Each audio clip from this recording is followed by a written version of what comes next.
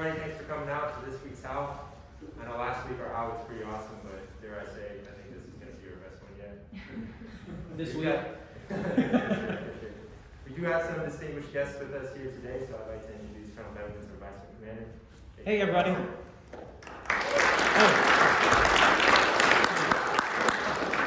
then, of course, we have Rick as well, our honorary squadron commander, who's coming out. All right. Just going over a quick agenda. First things first, we're going to have a member of the Texas 30 come up and talk about his deep freeze exercise. Then we're going to jump into the presentation of an AMC annual award to one of our very own. And then we're going to have a pointing, presentation of peer-to-peer chips. And then we have a farewell for SrA French. And then we're going to open it up for announcements and then closing comments. So without further ado, SrA Gardner. Afternoon, everybody. Afternoon. Everybody's doing well. I'm TSgt Gardner. I'm going to talk a little bit about the Texas deep freeze operation we just did last week in Fort Worth. So we supported 9 locations: Galveston, Ellington Field, Abilene, Shelley Field, McAllen, Corpus Christi, East Texas, Easterwood Field, and Brook Regional. Some of those missions we were flying on the plane with the cargo to go down and help download with it. But we went to all those places. Next slide, please. So a little overview of our workflow. There were 18 trucks a day. They had 18 skids on them full of cases of water. About, I believe, 1,800 or 1,900 per warehouse skid. So we were downloading trucks.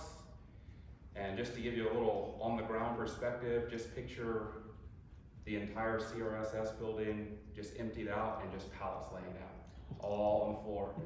We're laying pallets down. We're having 4Ks and 6Ks and 10Ks go all over the place, net slinging, strap slinging. We were jobbing. So we were built between 45 and 60 pallets per day. And then we had C-17s doing double shuttles. So about 4 of those per hour per day. We utilized their max ACL. They can take 130,000 pounds. That's what we started with, and we ended up at about 145. They had to get a waiver from AMC for that. We were maxing out C-130 J's and H's, and then we even helped with a couple of Chinook uploads. It was really just all day, just hacking the mesh. Next slide, please. So before we left, there was a question asked, I believe by J3, if we could build 16 pallets in 3 hours. Whenever we were there, we built 36 in 4. Also Mark and Wade. Yeah. So we went, you can see, starting part of there, making sure it's extra tight. All of these guys were really, the entire team, just committed to working, making sure this stuff gets where it needs to go in a timely fashion.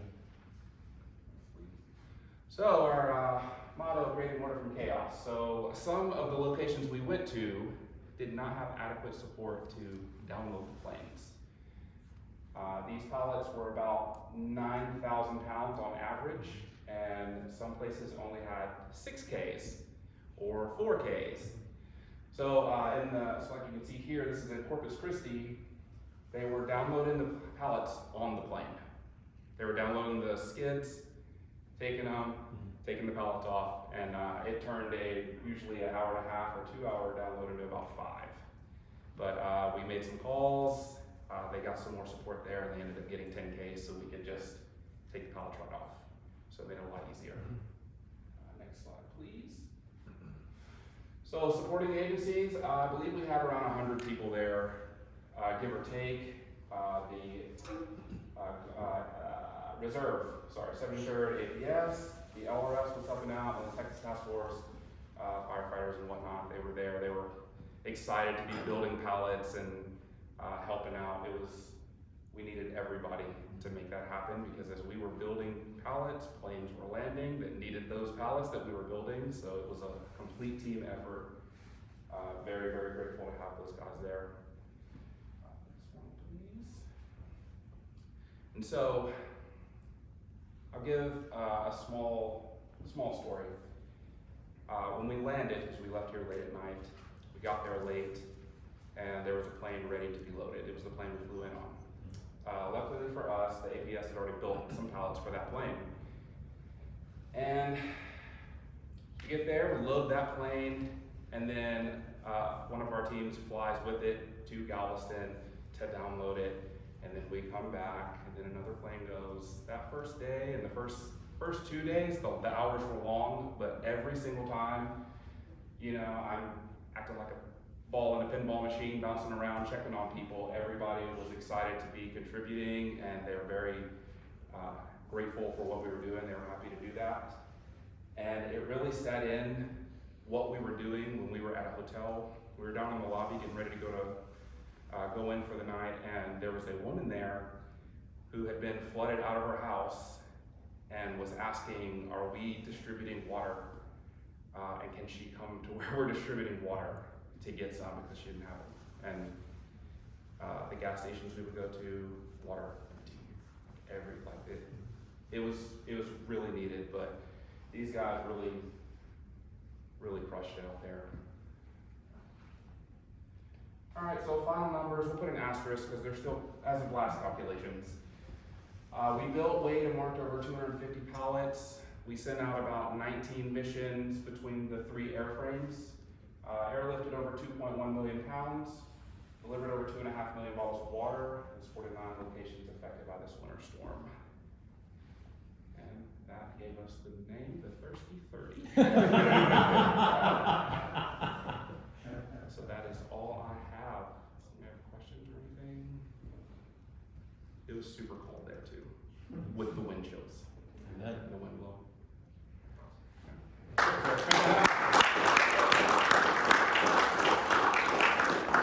One question, leading on to more highlight the good work that you guys did. Was the reserve APS and the guard LRS, were they tasked and directed and given mandates to assist you? Or did you guys just find available people and build a team? When we got there, we did make contact with the chief at the APS, and from there, I believe he made some phone calls to have the other people come in. So would you say this was a relationship win as well as Yes. a mission win? Absolutely. We built some partnerships there for sure. Thanks for the great brief. Yep, thank you.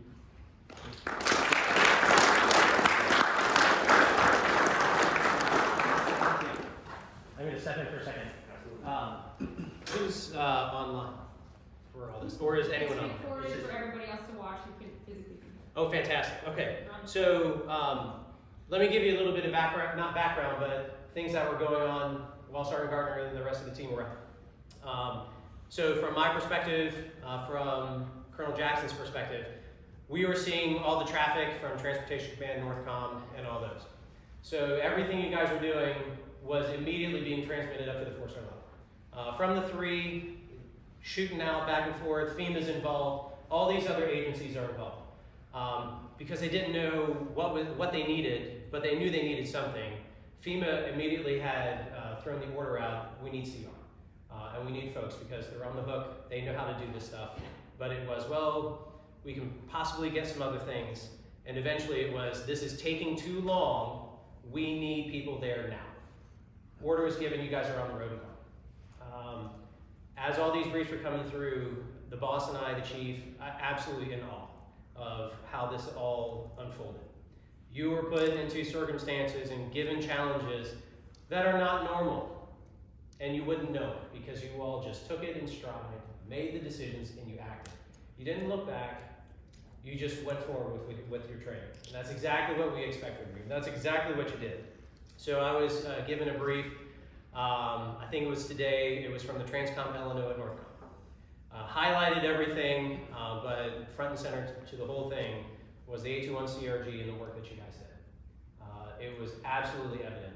I mean, they had the aircraft and stuff, but it was the fact that it was what you all did that really made the headlines with the L&O and then the L&O to the 4-star. So you guys made a difference. You made a difference to people's lives. I was listening to podcasts and other things. I had relatives who had issues, and it's just amazing the lives that you all touched and you don't know it, but it's out there. So be very, very proud of what you did. And for your families, thank your families for running with this. It's not easy when you guys go. You get the orders, you go and you press, and families are, okay, got this. They are just as much contingency response as you all are. So go home and thank your families as well, all right? All right, back to you guys, thanks. I have one interjection as well. So my buddy Pox is the speechwriter for the Chief of Staff of the Air Force and works in HAPS-DX, which was my previous job. So I don't know if you actually read, don't raise your hand and confess if you don't read the CSAF's letter to airmen. Every week? No? Okay. We're in the Chief of Staff's letter to the airmen, and so in here he talks about, I'll just read the part, you all have it in your email, but impressively, airmen have also stepped forward to take action times of need. They fought forest fires in California, are responding to aid Americans impacted by the ongoing winter storm, and are preparing to put shots in arms in the fight against COVID. So he told me that's you guys, and he said we didn't put any of the unit numbers in here because it would have been a bunch of stuff because they were quoting a bunch of different efforts. But I just want to say we're Go, and it's Nova here. Thank you to the team. You know, I can't express how proud I am of what you guys did out there, and the fact we went out there for a one-day turn and they kept using you. When they told me it was a one-day turn, I was like, no, because every time SrA goes anywhere, people are like, what do you guys do? And then we get there, they're like, we need more of that, like more cowbell, more cowbell. So, thank you. Good job.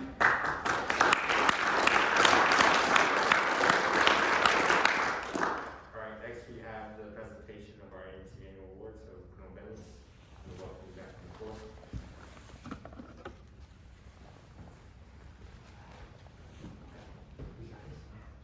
Thank you. Okay, where is Lieutenant Hibsch? Trying to hide in the back. Come on up. All right.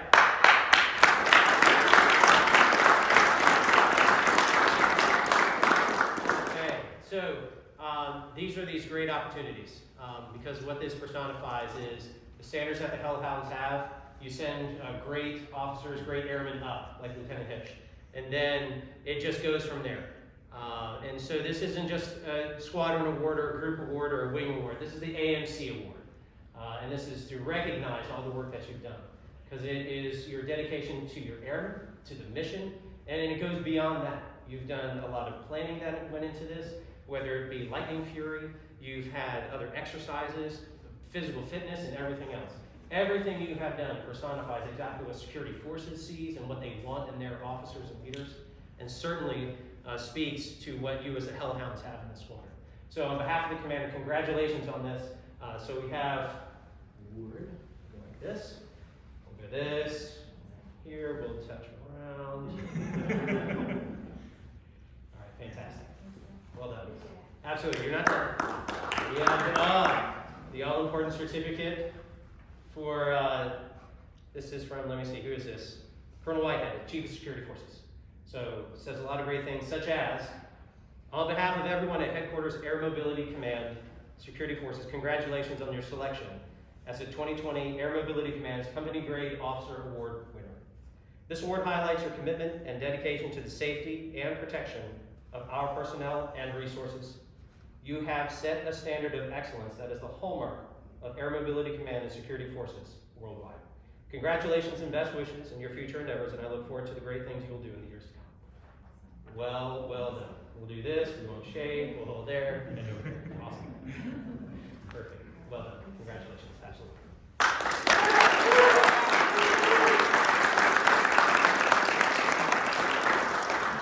We'll get there. All right, next we have a coin presentation for. I will be back again. All right, where's Sergeant Weddle? Get on up here. All right. So, as you all are aware, we had a visit this week from the 12th Air Force Commander, Major General Cornish, the Command Chief for 12th Air Force, Chief Master Sergeant Clark. All these things take unbelievable amounts of planning and effort. And nothing goes as planned. There are constantly things you have to do and monitor during the whole process.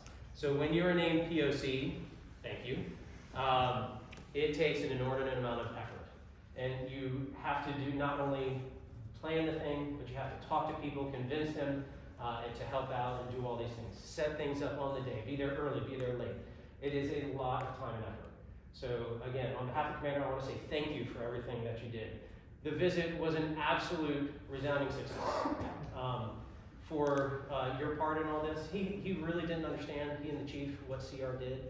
And because you set it up in the way that you did, had the speakers and presenters, who they were, he had a much better idea. He left there, we were walking out, he said, his comment was, I had no idea what you all do. He said, I need some of that. So again, this is how you impact folks, is by MSgt Weddle taking lead, doing what we need to do, and get that done. So I would like to present you, RMO for you from the boss. So congratulations. Thank you. Absolutely. Thank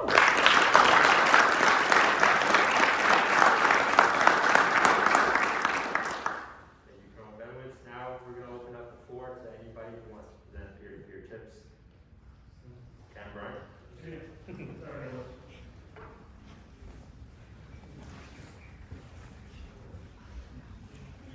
I think most of you guys know we had a E3 last week, and even though the alert cargo was good, it wasn't where we needed to go to meet our 12-hour timeline to meet the TSgt. And get a note on Tuesday asking, hey, we need, or on, Tuesday night, we need people there Thursday morning to fix the cargo. So Airman Farn, Aguirre, and Rojas from Security Forces, you guys are here? DON.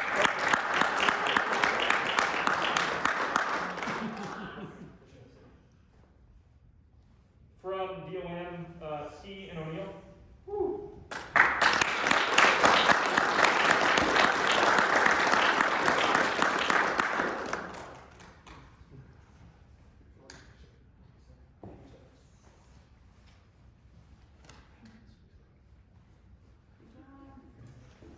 Sergeant Hernandez from Packets is here.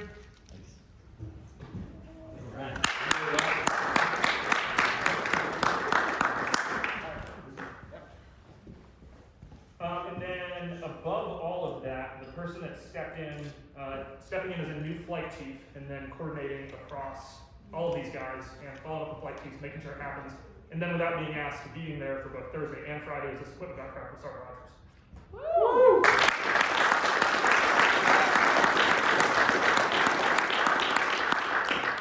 Thank you. Any other peer-to-peer tips? I got two. You go with your glasses. Is Sergeant Rath around? There he is. There he is. So a lot of you guys don't know, but to get our team out the door, Sergeant Rath was he was a busy man. He was doing the math, making the coordination, finding the right people, and making sure it was a successful mission before it even got out the door. So for answering all my stuff, even if they were petty questions, thanks. You know I like to put it flood. There it is.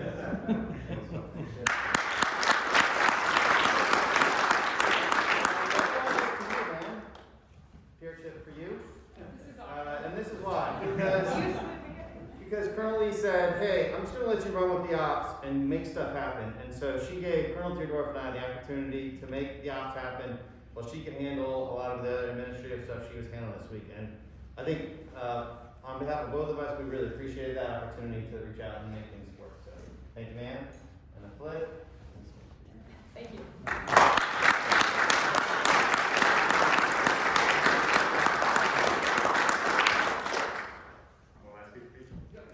So yesterday we finished out the exercise, which is kind of cool. And somebody, I'm not going to say who, asked if we could turn the index beer light on. I'm like, absolutely. So we turn it on, and it comes back with a plastic cup with beer in it. I'm like, I thought the taps weren't working. He said they are. Now I got to confirm this because this is a rumor, but Sergeant Rogers, are you the one to fix the taps? Yeah.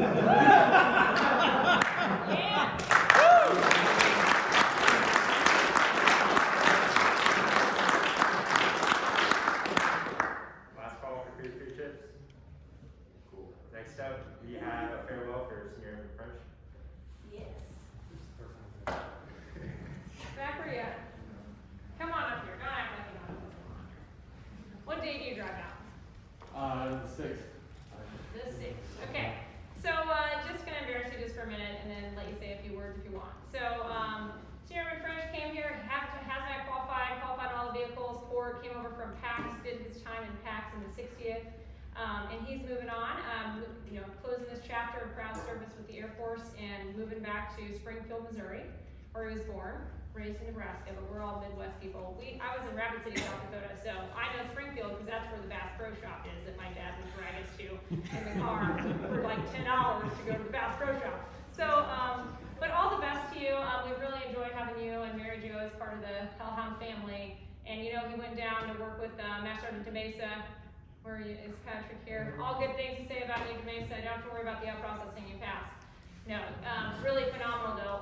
2 to 3 people, and you guys clear out the inventory, you take care of the group, you launched Night Fury, you launched every single exercise with all the COVID supplies, and just really, I mean, for sure the supply shop is probably the heaviest hitting team with 3 folks and all that you do. So I wanted to say thank you for your service.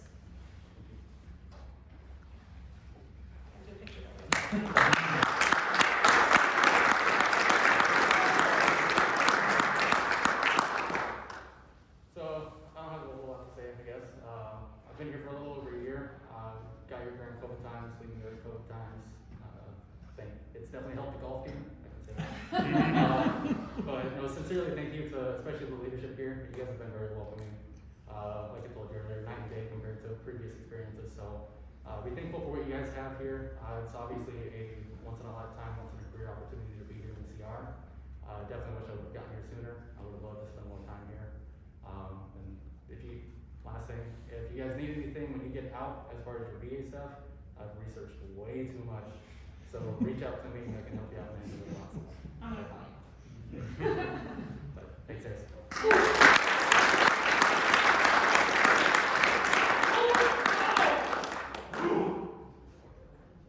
Next, we're gonna open up the floor to any announcements for anybody. Last call? No? Alright, now the top 3 closing comments. Alright, closing comments for Col Benwitz. Okay, of course. Are we done after this and we get to do other things? Absolutely. All right, great. Okay, so I will not take a lot of time. I want to open this up for you all. For any questions, comments, whatnot, if we've exhausted that and you just want to do one-on-one small group stuff, I'm fully game for that too. So I'll let you guys kind of lead the flow after this. Ma'am, thank you very much for letting me over here. Absolutely, thank you so much for the leadership team to invite me, give me the opportunity just to be here and be with your squadron again. It's been since October, since the last time I was out here when I embarrassed the heck out of myself on the virtual reality. So this is a great time, and it's necessary for us to come here. It is necessary for us to be together like this. And so I am so excited that you guys do this. I don't see this in other places. Certainly not in the flying squadrons and the other wings and stuff, but I see it in SrA. I see you all making a concerted effort to get together and just to maintain those relationships, keep that training and readiness going and everything else. It is so important, especially after the last year we've had. So I applaud you for doing all that as a squadron, and that is absolutely leadership driven. So well done to you both for that. The one thing that I can offer is just my perspective from what I have seen, just being with Colonel Jackson, with Chief Riley, talking with the EC and AMC. And hands down, what you all do matters. How you do your job matters so much. We got to celebrate our annual award winners today, and it is amazing. So I read through all of the 12 6s and looked at it. And what spoke out more than anything else is what you all do to empower your folks to make decisions on the road. That was absolutely evident in Texas. We do that at exercises, turkey distribution. We do that on the road, whether it be Africa or anywhere else. And you guys lead the charge of that. When we talked with General Van Ovos and Chief Grizelnik, their first thing they said is, yeah, people leave CR and they're unhappy. They realize how boring their job is when they go back to whatever they do. It was absolutely shocking to hear that, but it's true. You guys get to do more than what is just your own lane to do. You learn what everybody does. And so that is absolutely extremely important for what you do with that. So, and then the last part of this is the family support for the families. We all have families, and they are so important, and you guys make such an important effort to connect with them, to stay with them, and that's what gets all of us through. So missionary families, that is a common theme, but you guys live it every day. So I cannot express enough how proud I am of what you all do, how you do it, and the way that you train our airmen to replace us in the positions of leadership and going out as teams and moving out. So that is what I got, because there are more important things to do than this. So does anyone have any questions for the group? It's not a brief. Shoot. And my name is Sergeant Howl, over downstairs. Yeah. So from a mentorship and leadership perspective, I like to ask all leaders, really all the ranks, the same question. From your perspective, from your lens, what do you think is the most important traits of a leader in terms of NCO, officer, what do you think makes a great leader? Super. First is the right haircut. Which only, anyone? Yes. There you go. All right. So, that's a great question. So, for me, my philosophy, I am all about empowerment and trust. And this you can go into, various things, but, and this is a thing you have to learn and you have to practice. And it's hard.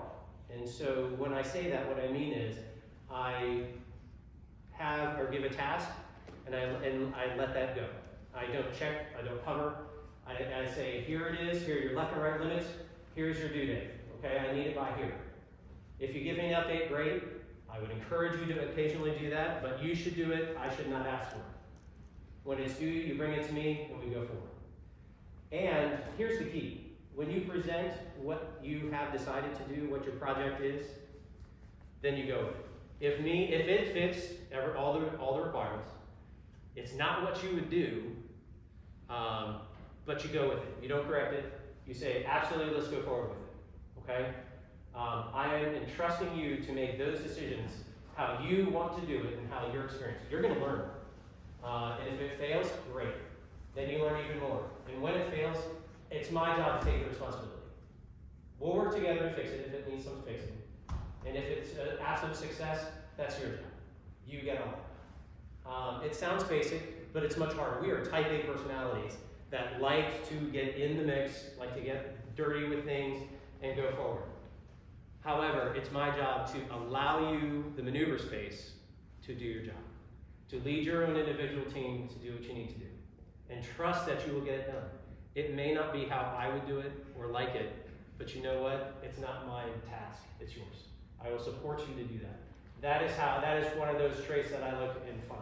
It's not what you'll find on paper. It's things that you have to see to do. And that would probably be the second thing, is you have to be present as a leader. You need to be out there with your folks and watch what they do. Do the things they do. Emails, computers, meetings, all those things. They take a lot of time. Set those aside. Your people are your most important asset. Your equipment doesn't matter. All that stuff. If you've got great people and great leaders leading teams, it doesn't matter what resources they have, they're going to get the job done. Okay? So trust your people to do that. That would be my answer. Cool. What else? Sir, Lieutenant Smith, I'm the maintenance bike trainer here. Yeah. My question is, we've heard a lot about ACE. Has there been any discussion of adding fighter maintainers to the maintenance package here? You bet. Okay. The reason I'm walking close is I can't hear you with the masks on. So that's the only reason. I don't want to alarm anyone. I know I'm old. So with ACE and adding those extra things. So discussions are ongoing with Air Combat Command, Deputy A3, Air Mobility Command, Deputy A3, and the Expeditionary Center A3. And what they're talking about is how do we incorporate those bolt-on capabilities. We have CR as the core, but we need extra things if we're going to do it. We can work with the CAF. We've got weapons handling, loading, we've got FARP, we've got fuel, we've got a host of things that we are not necessarily trying to do. And so what ACC, they're the ones that actually initiated it, was what do we need to build our ACE so that when we transition from you to a long-term solution, what does that have to look like? So the answer right now is nothing's been set in stone, but the answer is also people are beginning to work on it. They're asking those questions of how do we transition, and make that better so that when CR lands, we are setting up a logistics hub, we are setting up a combat hub, we are setting up, it doesn't matter now, we're setting up a hub that we can bolt on the capabilities that we need for transition to a longer-term solution. So folks are thinking about it. No one wants to build what we have here because this is very specialized, takes a lot of work, and that's not something a normal air-based wing can do. We're happy to pass it. So, that answer your question? Yes, sir. You bet. What else? Go ahead. Sir, so we go from the maintenance flight. You bet. Can we expect to see more combined exercises between the east and west CRs for more diverse training opportunities? Sure, as long as you plan it. So I will say this and be very blunt. The only hindrance is you. If you want to plan it, then go for it. There's nothing at the leadership level stopping these types of things from happening. Period. Done. Is that? Yeah,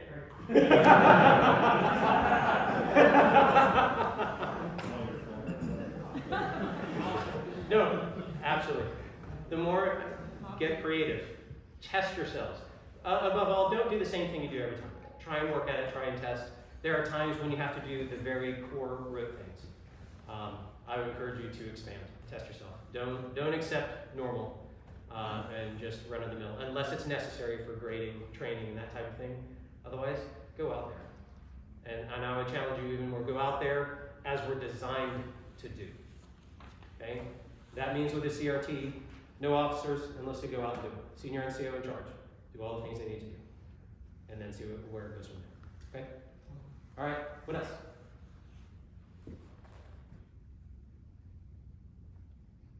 Super. All right. Any final rounds or announcements or anything? All right, I don't have anything additional for you, but beverage light is on. Please be responsible. Say hi to Rick. Col Benwitz, are you just hanging out for a minute with us? I am. Okay. Col Benwitz is here. Major Crawford probably trying to creep off somewhere. But it's not often we get to have Nancy. Thanks for coming, supporting Ben. It's not often we get to have wing leadership in the building. So as intimidated as you guys are not, I know, right? You're not shy. Feel free to come up and say hi, and if you have something on your mind, now's the opportunity to ask. So feel free to mingle amongst yourselves. Who's going to lead us up? Chief? Ready for this? Hello! Sweet. What? I was there. That's awesome. I really like